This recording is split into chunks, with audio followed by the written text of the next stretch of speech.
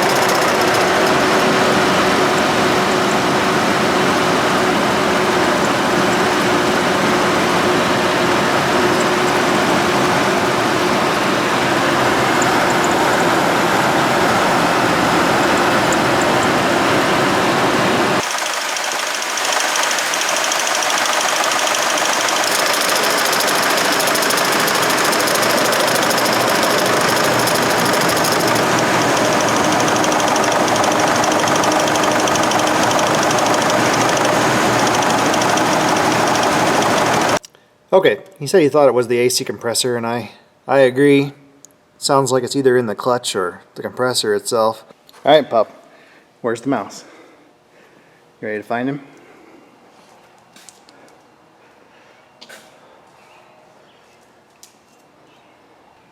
Looks good so far. I don't see any little cheddar loving friends. Maybe he's inside. I don't think he's down here. You're never wrong, are you, pup? Ever. That nose doesn't lie. Right, lady? People are gonna think I'm making this stuff up. What kind of shirt are we wearing today? Hufflepuff. Oh, it's a Hufflepuff shirt? Yeah. That's odd. Why? How many do you think you own? 3. Can't see you because of the light. Turn. At least 3. Yep, Hufflepuff.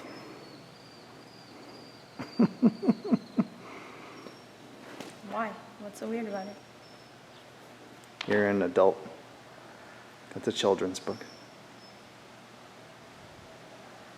Alright, we gotta go. Well, first glance, I don't see anything really wrong with these brakes. Looks like everything's in the right spot. See, he's got one of the boots not pulled back over the pin. We'll have to fix that. But the bleeders are on the right. You know, they're on the top. So that's all correct. Other side looks the same. He used new copper washers. Yeah. He had the right idea. So I don't know what we're gonna find. Got the brake pedal held down with the hood prop. And yeah, I can easily turn the rear wheels. So that's interesting to figure out what's going on there. I would like to once again point out that you told me that you had a special tool to bleed brakes with that you have yet to use. This is still a GM. Still don't have the right adapter. Forwards, I'm good to go. Alright, jump up in there.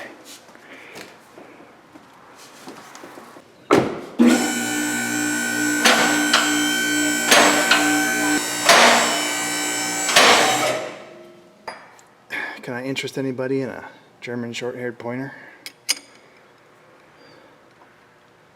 Oh, come on. What freaking size is that thing?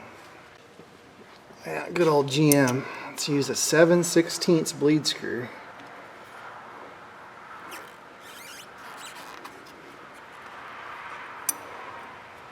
Alright, young lady. Push down. Let up. Push down. Let up. Push down. Nothing wrong with that.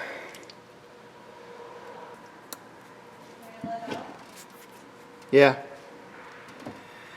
Okay, push down. Oh. Yeah, maybe I just wasn't pushing hard enough.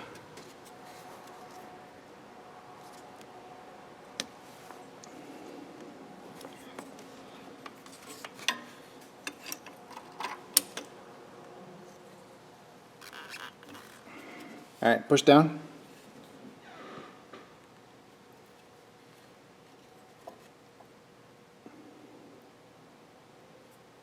Okay, let up. Push down. Boy, I'm not really getting anything out of that one. Let up. Okay, push down. There we go. I don't know. Still don't really see any air. Okay, let up. Now push down. Oh. Alright, push down.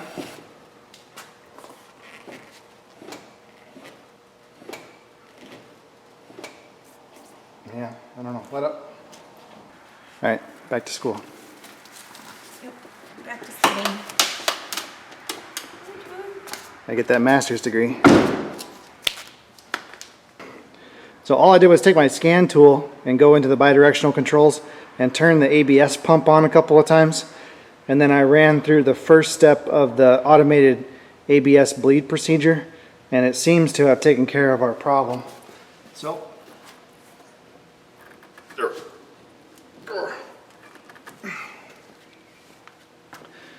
I can still move it, but that's just with the hood prop holding the pedal down. I don't have anybody here to help me right now. So I think that's the issue. Just the ABS pump has got some air in it, or something was a little bit stuck. So once I have my lovely assistant back here, we'll do the whole ABS bleed procedure, and that should take care of the problem. I don't know, pup. This is getting a little creepy. It's like you're hanging out in front of the door to the girls' locker room or something. He's not giving up, folks. So the easiest way to get to that AC clutch, I think, will be to take the fan and fan shroud out. But it's kind of stupid the way GM designed this thing.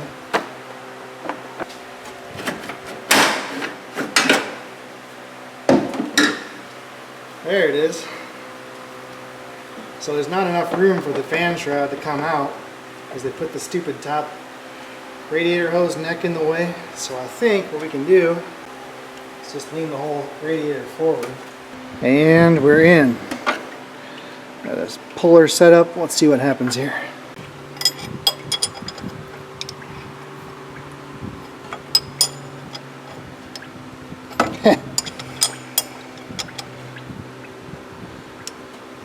I could have just got a hammer on it, or even a pry bar. I probably could have just popped it right off without all this nonsense.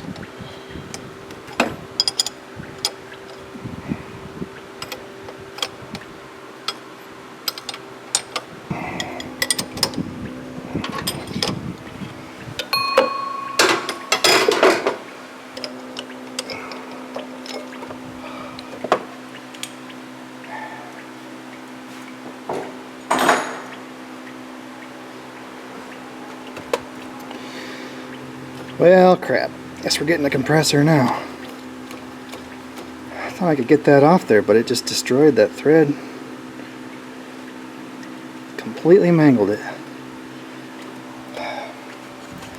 Okay, folks, our friends at General Motors did not make this job easy. I ended up taking out the battery, the alternator,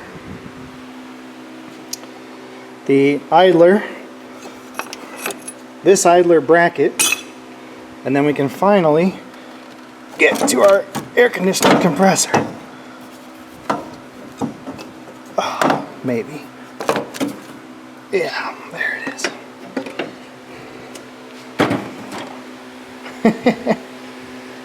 Lots of fun. And here's our replacement. This is an AC compressor kit. So it comes with an accumulator, the appropriate PAG oil, an orifice tube, and the actual compressor. Now, I quoted replacing the compressor before we started on this. I just thought we might save a little bit of money by replacing the clutch because the compressor was still working. But you don't really save that much money. The clutch alone is $180. I bought this whole compressor kit for $240, something like that. Well, now the confusing part, which is adding oil. And this trips everybody up, including me, mostly because the instructions are super vague. So it says here, you know, oil is important. Fill on the suction side with half the system oil, turning as you fill. Remaining oil should be installed in the accumulator. The problem is these instructions are written for a catastrophic compressor failure, you know, where you have metal shrapnel everywhere in the system. You're replacing the condenser, the receiver, dryer, or the accumulator, orifice tube, flushing out the evaporator, and basically starting over from scratch. We don't need to do that because we don't have a huge compressor failure, we just have a clutch problem. So we're not going to flush the evaporator. We are going to replace the accumulator and the orifice tube, but we're not going to remove the oil from the condenser or the evaporator. There's no reason to do that. So it says down here, note this AC compressor has been pre-filled with PAG oil, do not drain. Add the correct type and amount per your system specifications. Now what does that mean? Add to what? And how much? I have no idea. So here's what I do. I disregard the instructions. This is what we drained from the old compressor. I'll pour that into a container, but it looks like it's about 2 ounces. Here's what I drained from the new compressor. And it looks like it's about 4, maybe 5 ounces. Our system holds 8 ounces of oil. So general rule of thumb, just split it in 4. So 2 ounces for the compressor, 2 ounces for the receiver dryer or accumulator, 2 ounces for the evaporator, 2 ounces for the condenser. And you know, depending on what the system was doing when you decommissioned it, you know, some or all of it may have pooled in certain components, so it's kind of hard to figure that out. So Best thing to do is just drain the component and add the equivalent amount of oil back to the system that you drained out of the old component. Now, there's also additional oil in this compressor in the crankcase. So there's oil on the back side and there's oil on the front side. We're not going to mess with the crankcase side. We're only going to worry about the oil that circulates through the system. Alright, best I can tell, there were about 4 ounces of oil in this new compressor, and I only got about 2 ounces of oil out of the old compressor and the old accumulator together. So what I think we're going to do is add 3 ounces to the system. So we'll add 1.5 to the compressor, 1.5 to the accumulator, and we'll go with that. So I'll just dump it in the suction side here.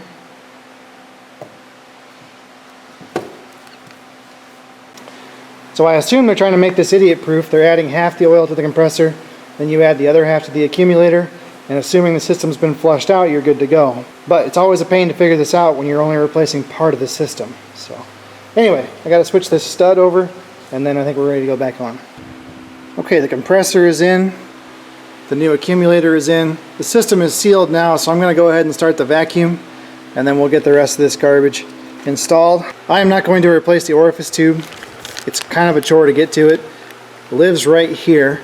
So to get that out, you got to pull the coolant overflow bottle, you got to pull the air box out, you got to split this line, yank the orifice tube out and shove the new one in. And there's just no reason to do that. We didn't have a catastrophic failure, so there shouldn't be anything wrong with the old orifice tube. We'll just leave well enough alone. Also, you guys may have seen this little orange contraption kicking around the last few videos. So I get emails all the time from companies who want me to promote their products for them, basically sell their stuff for them. They're going to give it to me for a review or whatever. And I've always said no.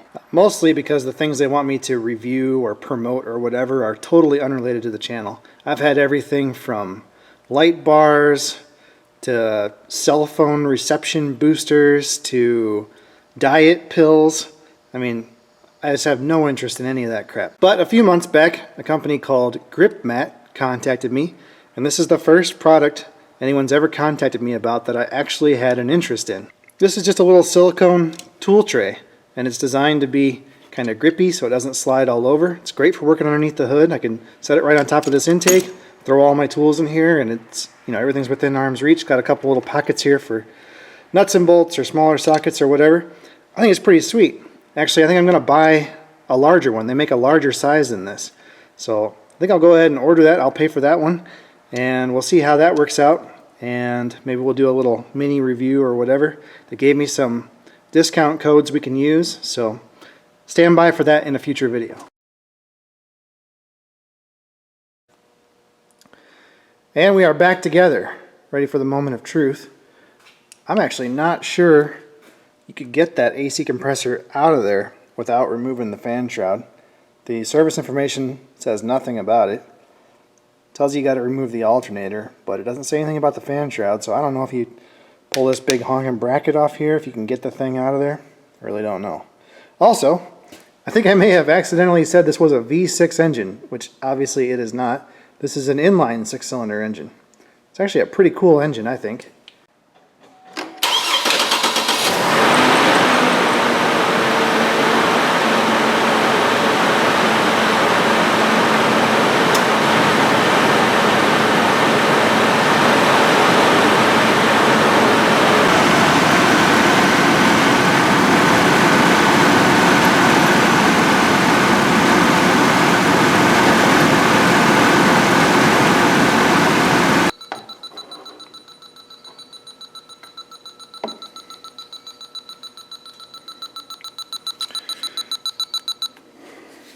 Alright guys, I think we're good.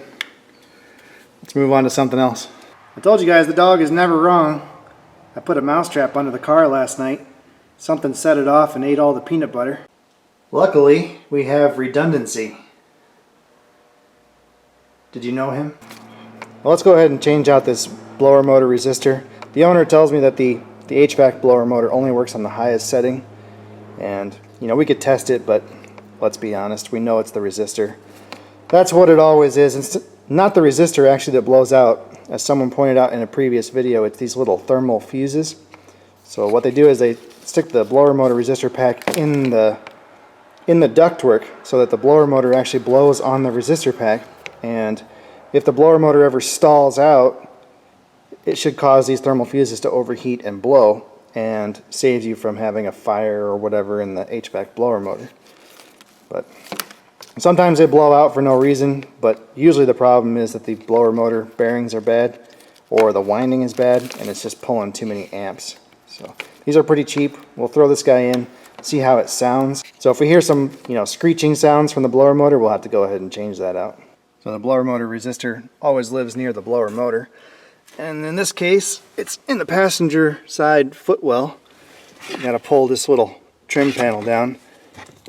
And then there's a whole pile of modules and connectors. That's some kind of XM radio module there.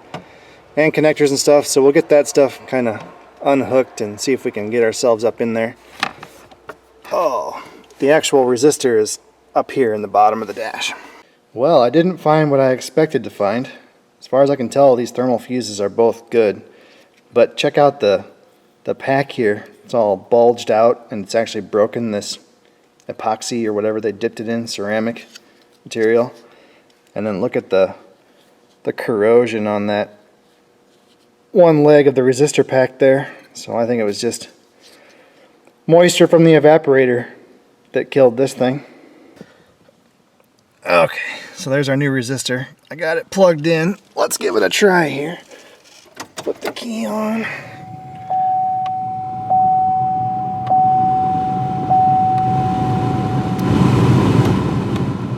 Oh yeah. Sounds good. Perfect.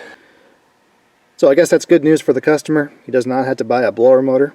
That's kind of an interesting failure mode for that resistor. Alright, moving on. Let's get to these axle seals. This is the right side of the car, the passenger side, and it's obviously blown out. So, got oil and goo inside here. I've gone ahead and removed the brakes. We're going to have to pull the cover off the differential. I think the speed sensor has to come out, but it's not too bad of a job.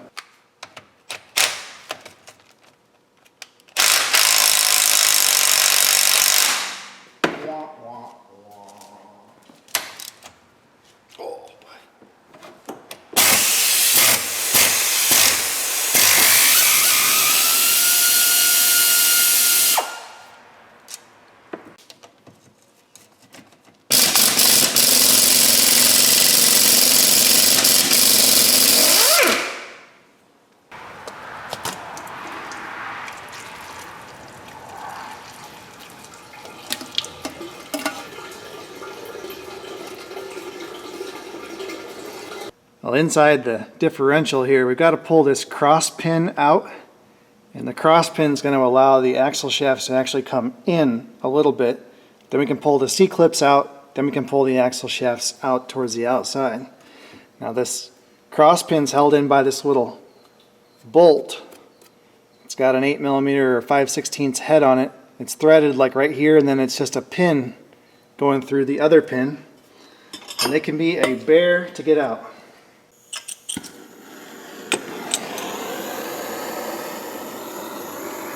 Just to get that Loctite moving.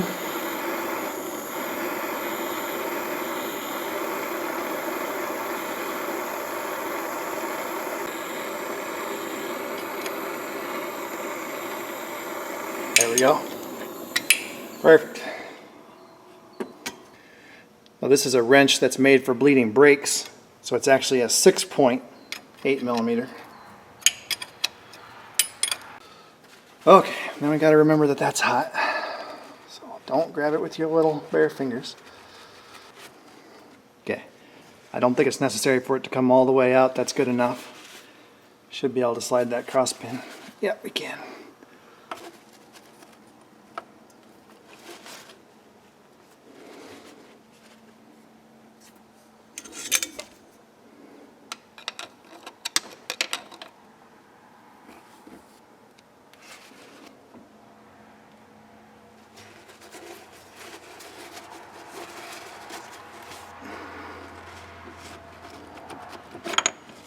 Okay.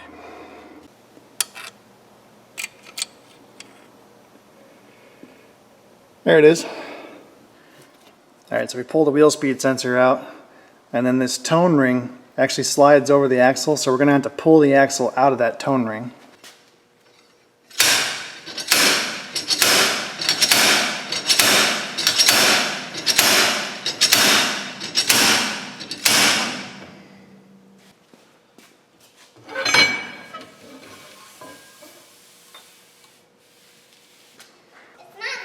Are your ears cold today? No. It's only like 90 degrees Fahrenheit. He didn't want to get hot, so he wanted to put a hat on. Yeah, he tells me that about his blanket too. He wants to put the blanket on so he can stay cool. I don't think he understands thermodynamics. Or hot versus cold. Lunchtime? Well, we already ate, but he needed a break between eating, so he wanted to take his break outside. Okay.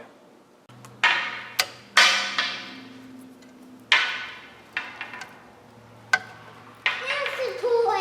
Safety squints. Whoa, whoa, whoa. I'm gonna have Of course, the left side wasn't leaking, but it would be crazy not to replace it while we're already in here.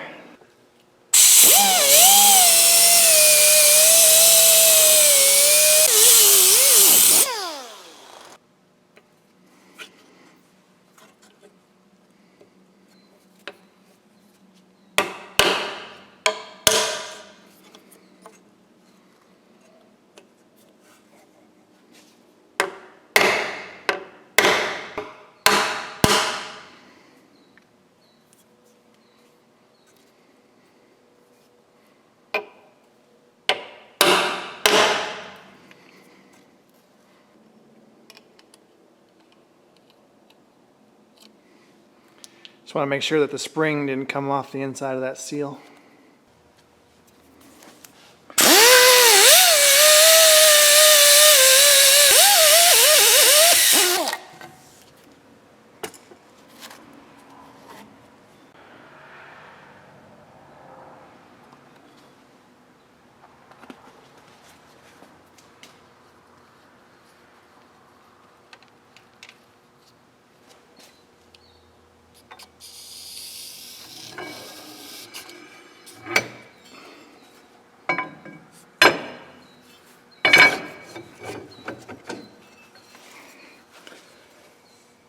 Oh, come on.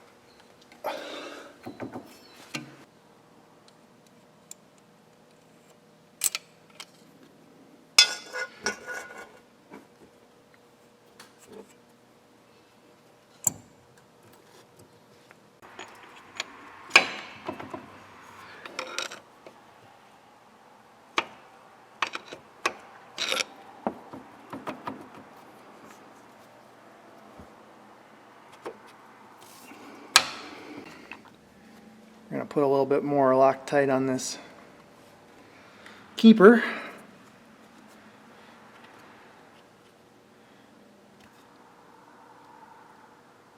Okay.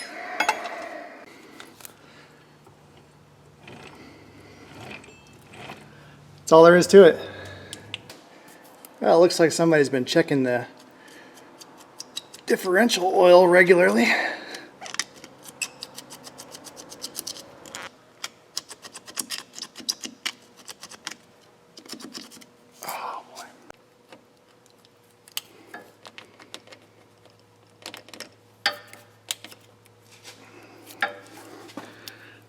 Hope for the best. Oh yeah.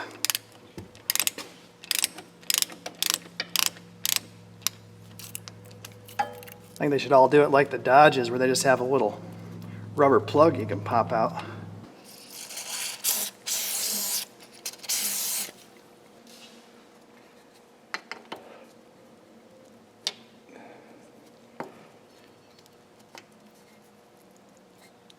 Okay.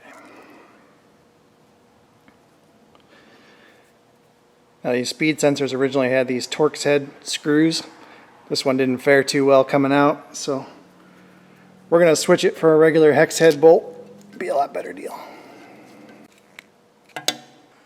Well, I don't know what this differential cover gasket fits, but it certainly isn't this truck. It's supposed to look like this. And ours is a molded rubber design. That's like a $6 gasket. This is a $46 gasket. So I don't know. Probably just put some silicone on it and be fine, but you might as well get the right thing. We got time.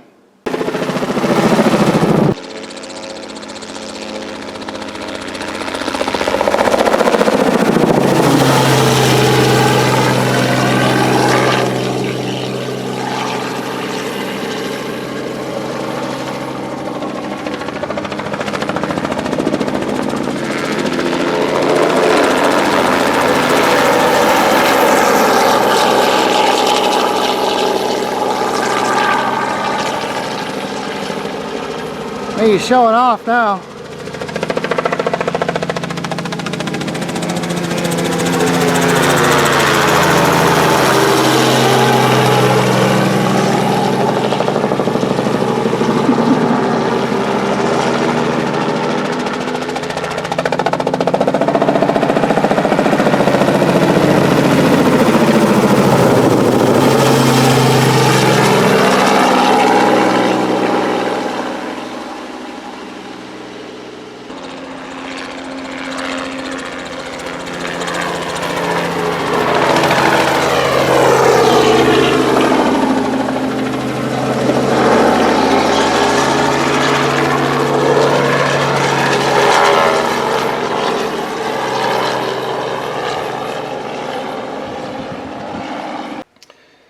Okay folks, welcome back. This will be instantaneous for you, but it's actually been a few days for me.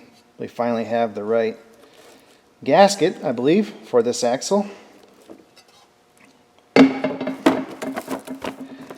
think it's an 8-inch GM axle, but this says here it's one of these AAM axles, or people call them corporate axles. It's kind of a Chrysler offshoot. Anyway, it's the right gasket for this application.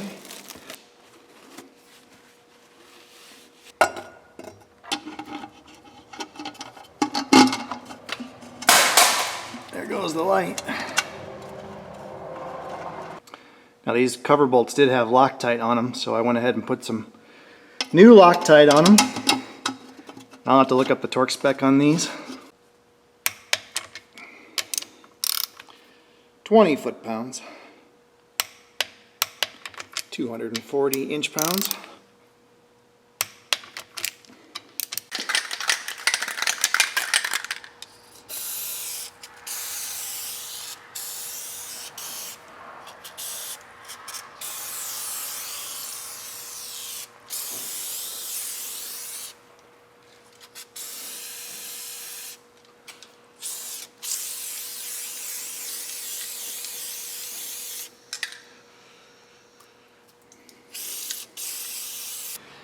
Yeah, we'll try to give this diff cover a fighting chance. Pretty common problem in our area for the covers to rust out down here at the bottom, and then you lose all your oil. And then pretty soon you got real big problems.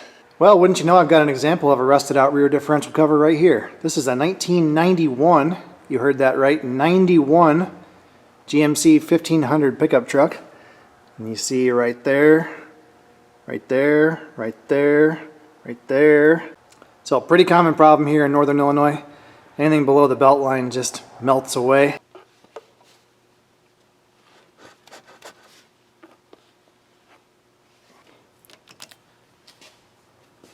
I don't know if you guys can read it, but there's an AAM logo right there on the bottom of the axle. So guess that narrows it down.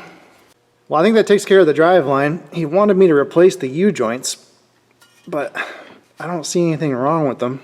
These are original, 200 and something thousand miles, but there's no play at all in the caps, so I don't think we're going to do that. Well, this is kind of a classic GM setup. They actually inject plastic in the yoke to hold the caps in. GM's been doing that forever, but it's kind of a pain to change these U-joints. You got to melt the plastic out with a torch, and it makes a big mess. And then you get the replacement U-joints usually have a circlip on the inside instead of, you know, obviously we can't inject plastic into it here in the shop. So by far the best way to bleed the ABS valve is to use a scan tool with bidirectional controls. This Autel Max Assist 906 will do the job. My Snap-on Ethos will do it. A lot of the better, creeders or whatever, the advanced code readers can also bleed ABS valves. So all it's going to do, the procedure's a little different for every make and model, but on this GM, usually what it does, it just runs the ABS pump for whatever amount of time and then it cycles the valves. And it's going to do that for each wheel. Anyway, what that's going to do is cycle the valve, cycle the pump, and work the air out of the valve. And then that air is going to go, some of it back to the master cylinder and some of it out to the calipers. So after it's done, you need to go ahead and bleed the calipers like you normally would by pushing the brake pedal and opening the bleed screw. Now on some cars, you have to open the bleed screw while you run through the scan tool procedure. It just depends on how it's set up. Well, what do you do if you want to bleed your ABS valve but you don't have a big fancy scan tool? Well, make sure your shopkeeper's insurance is up to snuff and find yourself one of these. It's a gravel road. Don't have to look far to find one of these around here. All we're going to do is activate the ABS.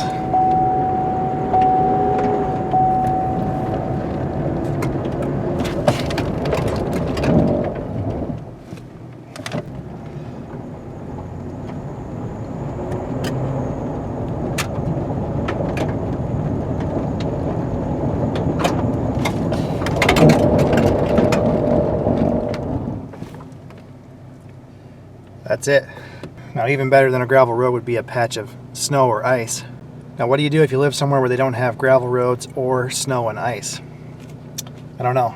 Have a drink, I guess. Sounds like paradise. All right, lady, push the brakes. That's more like it, right there. Okay, we're done. Thank you, assistant. You're welcome. Once again, in a Hufflepuff shirt. No, I'm hot, so I had to wear a tank top. All right, Team Hufflepuff. Team Hufflepuff. Right, pup? He's pretty friendly. He would be a Hufflepuff too. Max is a Hufflepuff? Maybe. Maybe. I don't know. He kills a lot of animals, so maybe he's Slytherin. I'm gonna pretend like I know what that means. All right, we're all done. All right, cool. Cool.